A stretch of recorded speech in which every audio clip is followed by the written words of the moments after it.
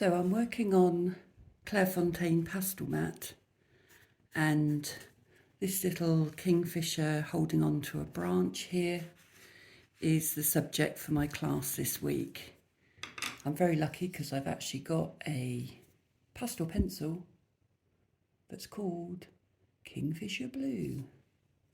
So that's been ideal in getting these colours on the tail and on the wings. Of course, there are a lot of different blues in the wings, and there's some quite light highlights. I'm going for a much lighter blue here.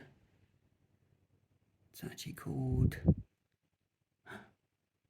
powder blue, and that's ideal for this little highlight that's catching down his wings. And you also find there's one or two flecks and spots in amongst the wings.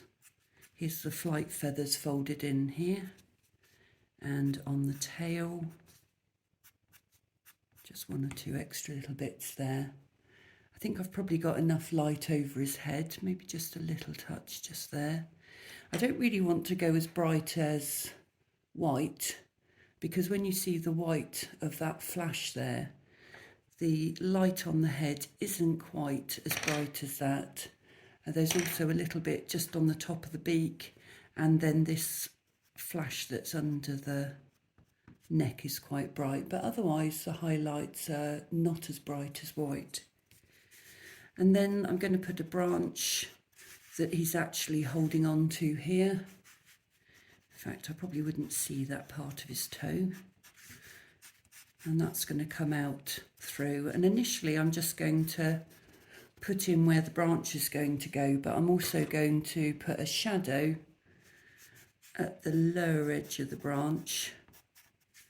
In fact, I probably could be as bold as black in some places. There's going to be some marks going around the branch, so it just helps me establish where the shadow's going to be there, and then coming down here. I think probably I'll have another little branch going off up there, but that's going to be not quite as sharp. That's going to be a little more blurred.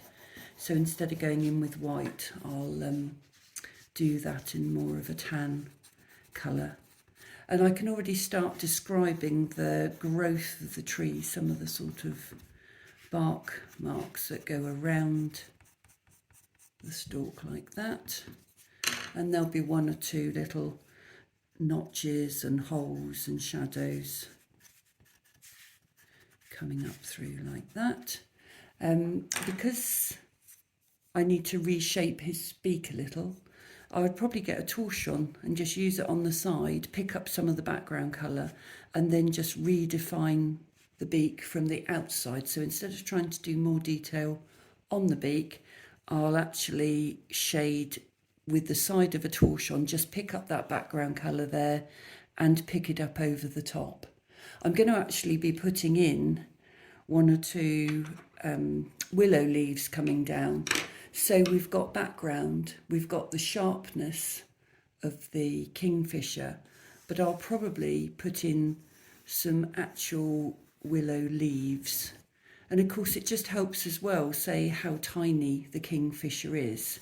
Just tells us a little bit about the scale when you see the size of the hanging leaves behind him. So there'll be one or two long leaves that come in and down and over the branch too. And so our focal point will be the kingfisher. And I don't know whether I can go back a bit so you can see. Let's see. Yeah. So when I go back that far, you know, I'm going to be bringing some willow leaves and other branches and twigs down so that he's glimpsed just through the branches. One of the main things for this week is getting really, really sharp points. Here we are, here's one here. That sort of sharpness when you sharpen up. Because he's so small that I'm going to need a really good point to add those details on.